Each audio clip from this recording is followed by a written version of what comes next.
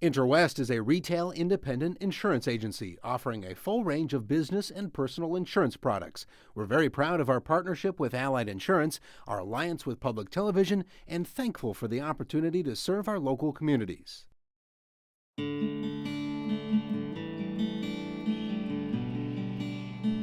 It begins high in the Sierra Nevada mountains.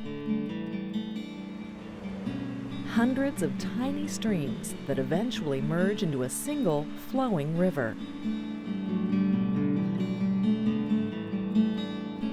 The water's journey will take it westward for more than 200 miles until it finally comes to rest at the mouth of the Golden Gate. The American River is one of the most beautiful and accessible waterways in the country. It is a modern river, and at the same time, it is steeped in history. Its banks have sustained life of all kinds for longer than time can remember. The American is many things to many people, and yet it stands still for no one, constantly moving and forever changing.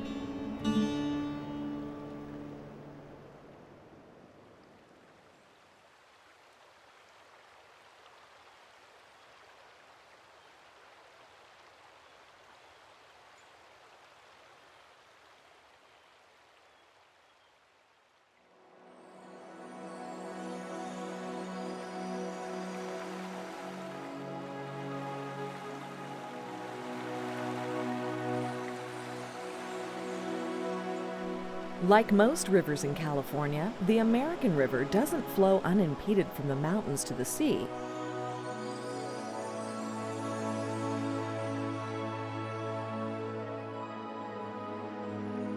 At a confluence, it merges with the Sacramento River, and from there, its waters are whisked through the delta, out San Francisco Bay, and into the Pacific.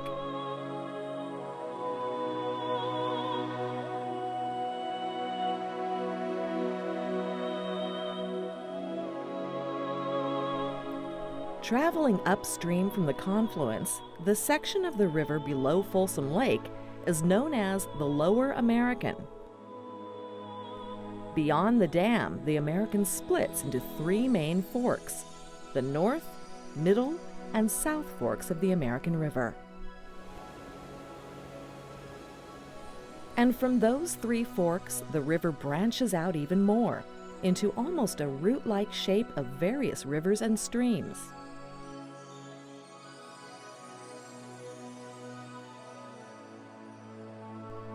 But of all the sections, the North Fork is especially valued.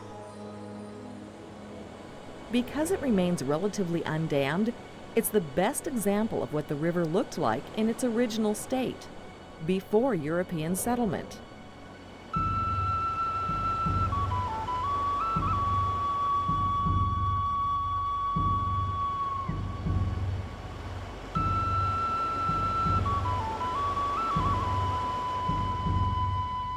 In prehistoric times, the area surrounding the American was a tidal marsh where tule elk, antelope, black, and grizzly bears lived.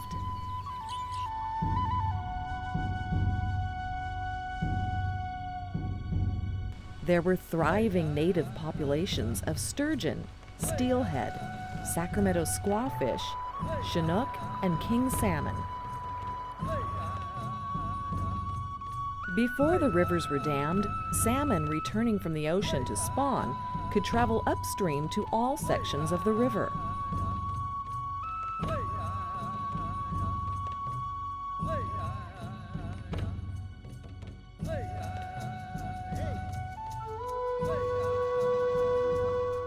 There are literally hundreds of Native American sites surrounding the American River.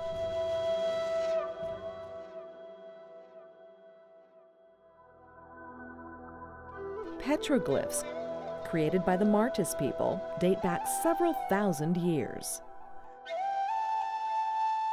Following the Martis, some of the earliest known inhabitants of the land surrounding the river were the Nisenan, a part of the Maidu tribe. They were hunters, gatherers, and fishermen.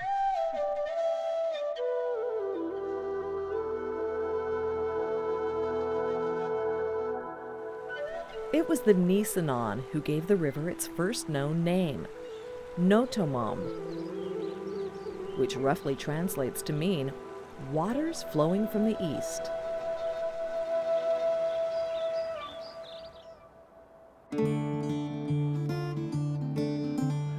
When the Spanish explorer Gabriel Moraga made it to the region in 1808, he named the river Rio de las Llagas, or River of Sorrows, in honor of Christ's suffering on the cross.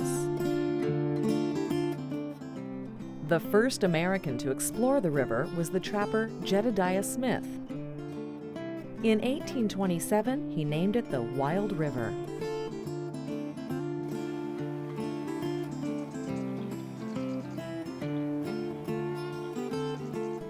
The moment that changed the river's history forever happened here, August 15, 1839, when John Sutter landed on the south bank of the river. Explorers had come before. Sutter's landing marked the first time a European came to stay. Not too far upstream, where the H Street Bridge crosses, is the genesis for the name of the river we know today. The spot was known as El Paso de los Americanos, and the river itself eventually became the Rio de los Americanos, and finally, the American. Along the American, where Sacramento State University is today, was once a small town called Brighton. And it's here where in 1847, John Sutter had planned to build a flour mill. It can be argued that this spot changed history, because to build a mill here, Sutter needed lumber. So he partnered with James Marshall to build a sawmill in Coloma, capable of providing Sutter all the raw lumber needed. But the flour mill was never finished, all because of what Marshall found in Coloma, beneath the waters of the American, in January 1848. 50 yards from down here is an area of flat water, and that's what can be seen of the original tail race of Sutter's Mill. That's the gold discovery site. The greatest migration of its kind in world history can be traced to this spot. It's also the point in history when we suddenly turned from prehistoric California to modern California. Is marked at the time of the gold discovery of James Marshall. The history of California changed forever. That started the California Gold Rush, the largest migration of people in the Western Hemisphere in the year 1849. The population increased 10 times in 1 year. The sections of the Lower American reflect the mining claims of the thousands of miners who flocked to the river. I got a big one here. Where Folsom Dam is today was Alabama Bar, named after a group of men from Alabama who formed the Alabama Mining Company. Beams Bar is where Folsom Prison is today. There was Sailor Bar, Slate Bar, and Mississippi Bar. Negro Bar, where several hundred blacks, both free and enslaved, worked as miners. And below Negro Bar was Texas Hill, said to have been an excellent source of cobblestones, which were used to pave the streets of San Francisco. In exchange for free prison labor, the Livermore family deeded 350 acres along the American to the state of California, which became Folsom State Prison. The prison labor led to the creation of the Folsom Powerhouse, made famous in 1895 for being the first place in world history that long-distance power was transmitted, 22 miles from Folsom to Sacramento. To Canaan's land I'm on my way, where the soul of man never dies. My darkest night will turn to day, where the soul of man never dies. And long before Folsom Dam submerged the area into a lake in the mid-1950s, there once stood the mining town of Mormon Island, where all is peace and joy and love, and the soul of man Soon after gold was found in Coloma, this was the site of California's second big gold strike. Where the soul of man never dies, and I will spend eternity. In years when the lake is low, you can see remnants of this forgotten mining town.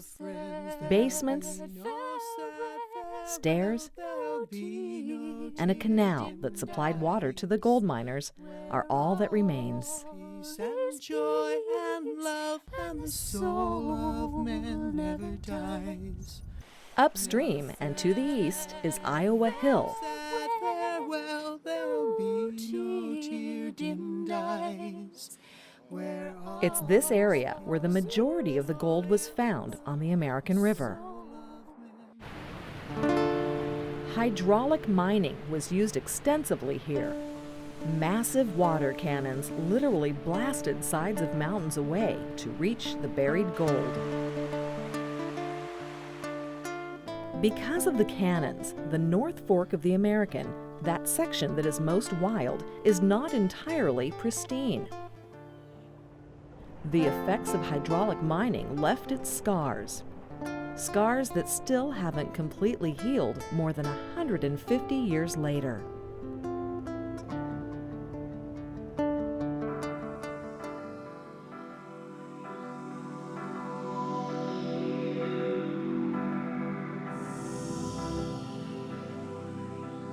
So one of the big deals that you come down to in the North Fork of the American River is it's a natural learning laboratory here for how rivers respond to basic changes in land use. And fundamentally, the big changes we do is we change the amount of sediment that comes into rivers, and we change the amount of water that comes into rivers. So in this one, we didn't change the amount of water because this is undammed above where we are. So its hydrology is as it was 150 years ago. But the big difference is we hosed a bunch of sediment. More than 200 million cubic yards worth of hydraulic mining sediment got pushed into this river, and we can actually look at how the river responded to this hydraulic mining sediment. The rock debris created by hydraulic mining actually raised the river floor. As a consequence, levees built to protect Sacramento had to continually be raised. There have been major floods along the American on at least a dozen different occasions. In 1862, the street level of Sacramento was raised 10 feet, all by hand. First floors became basements, and the second floor became street level. The basements would provide a place for the waters of the American to spill into. Between 1864 and 1868, officials did something even more dramatic. They actually moved the American River. In two places, the river was rechannelized. The hope was to create faster flows that would scour mining debris out, as well as move problem areas away from the city.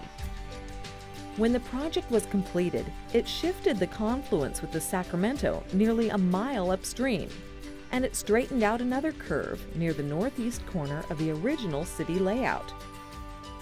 It's why the spot that marks Sutter's Landing is several hundred yards from the river today.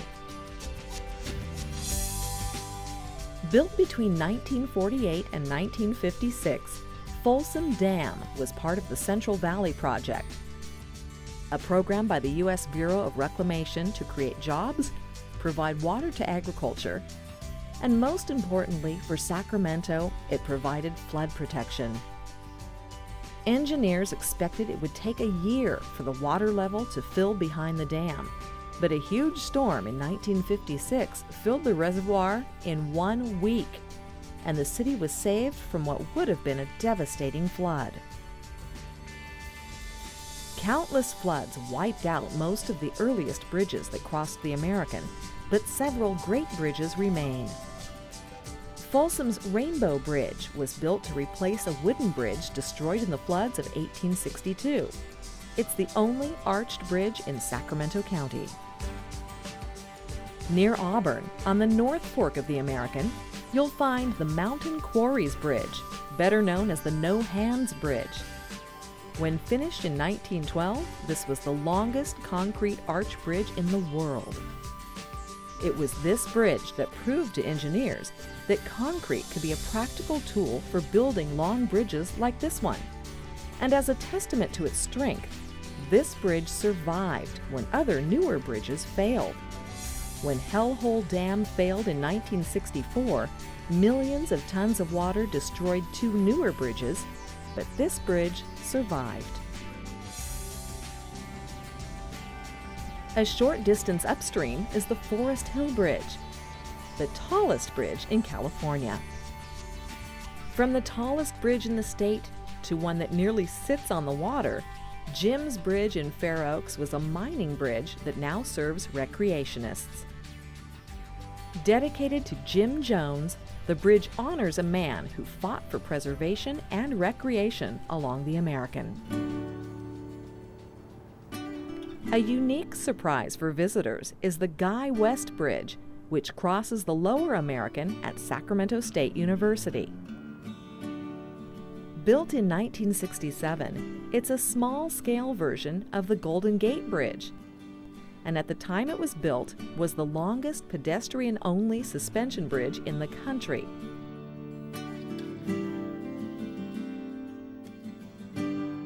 Constructed in 1893, Folsom's historic Truss Bridge has had a life unlike most other bridges. There aren't many cases where a bridge has been sold to another community, transported hundreds of miles away, only to be brought back and returned to its original home. But that's exactly what happened to this bridge when it was sold and moved to the Klamath River near Walker, California, only to be replaced by a newer bridge in the late 1990s. The Jeboom Street Bridge crosses the American near the confluence with the Sacramento. A jeboom is the long spar that sticks out from the bow on sailing ships. The name comes from the gold rush days. When ships came in, their crew often abandoned their boats here and headed to the minefields, creating a long row of jebooms. Bridges helped fuel the birth of towns surrounding the river, and the old Fair Oaks Bridge helped transform the area surrounding the Lower American from a place for gold mining into a home for agriculture. This is the lower portion of the American River, a playground for both children and adults, and a place where water moves at a slow, calm pace. If you need more of an adrenaline rush, the American River offers some of the best whitewater runs in the world. The North, Middle, and South Forks offer a variety of runs, ranging from 1 through 6. This South Fork rapid is called Troublemaker, and here's why.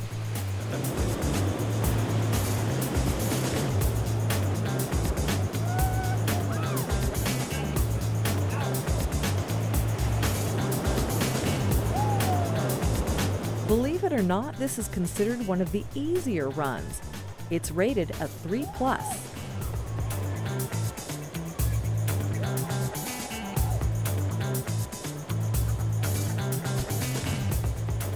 The difference on anywhere from Class 1 to Class 6, Class 6 being unrunnable, where Class 1 would be really calm, just slow-moving water. And each step up, there's different things. It's usually rocks, obstacles in the river, how steep the river is, the grading of the river, and also if the river goes from wider to get more restricted into little gorges, that's going to make the river more challenging too.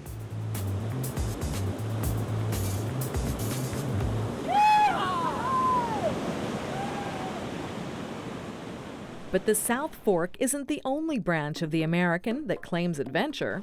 The Middle Fork is home to the famed Tunnel Chute Run.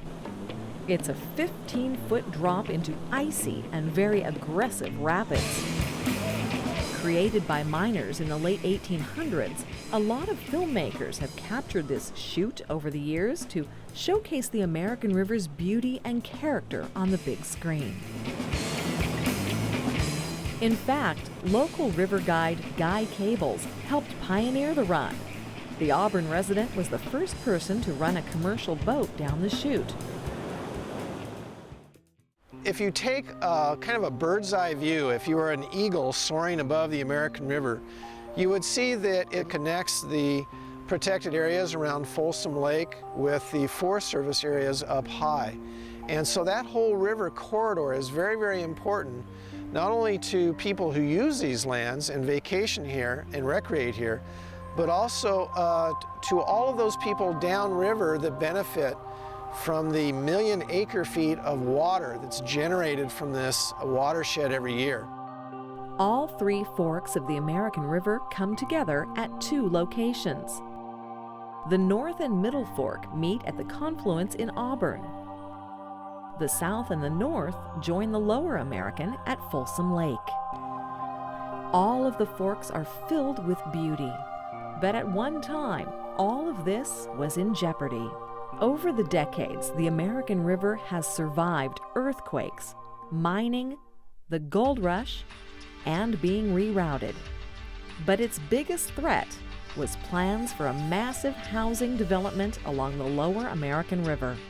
In the early 1960s, one group of citizens drew a line in the sand. On River Watch, Save the American River Association, also known as SARA. The volunteer organization was founded in 1961. Its mission: to protect and preserve the Lower American River. The group shot home movies of the river's beauty, wildlife, and recreational opportunities to help persuade local officials to create the American River Parkway. Also watching the river, the American River Conservancy. If it hadn't been for what I consider the proactive initiative of the Conservancy to acquire these lands, they would have been subdivided and developed. And adding to the river's charm, a new 20-mile trail that stretches from the town of Coloma all the way to Folsom. It's a project that's been in the works since 1989. The new trail will provide many miles of hiking and cycling. It will be available for equestrians, for hikers, and even mountain bikers. And it will go immediately along the river, connecting Coloma with Folsom Lake.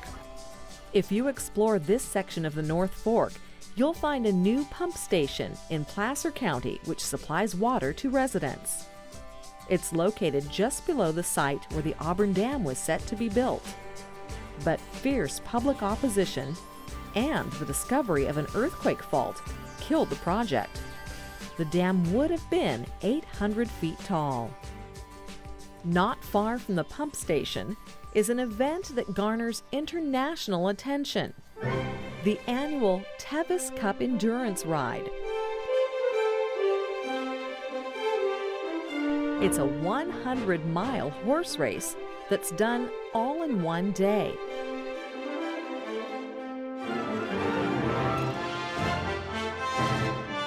Starting near the north shore of Lake Tahoe, the riders travel over the crest of the Sierra Nevada mountains, finishing in the town of Auburn.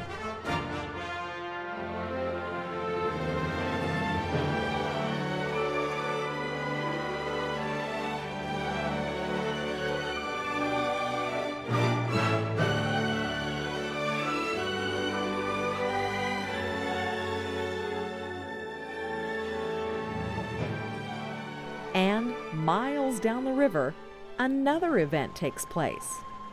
This is the Natomas Fish Hatchery, a spawning area for trout and king salmon. The annual Salmon Festival is an educational opportunity that lures people in from across the country, including fishermen.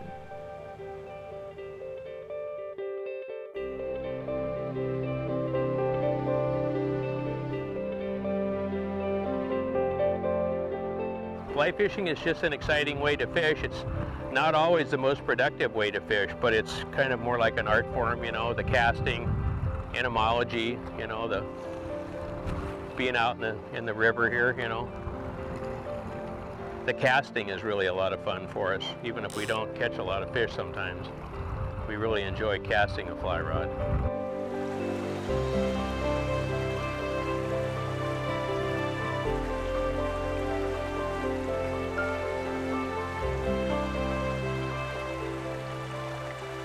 People come from around the world to embrace this charismatic, delicate, yet exciting experience. Once you get up here, you're instantly out in beautiful wilderness areas, so it's a great place to be, no matter where you are on the American River. The American River. For some, it's living the American dream. For others, its flow simply feeds the soul.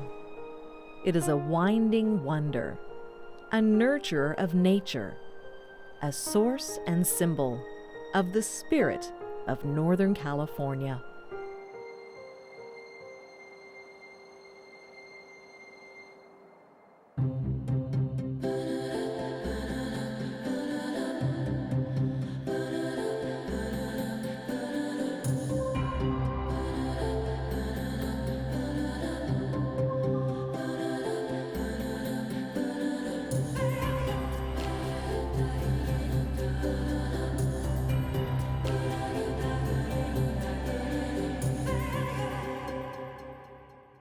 To order a DVD copy of this program, call 888-814-3923 or visit kvie.org/viewfinder. Interwest is a retail independent insurance agency offering a full range of business and personal insurance products. We're very proud of our partnership with Allied Insurance, our alliance with public television, and thankful for the opportunity to serve our local communities.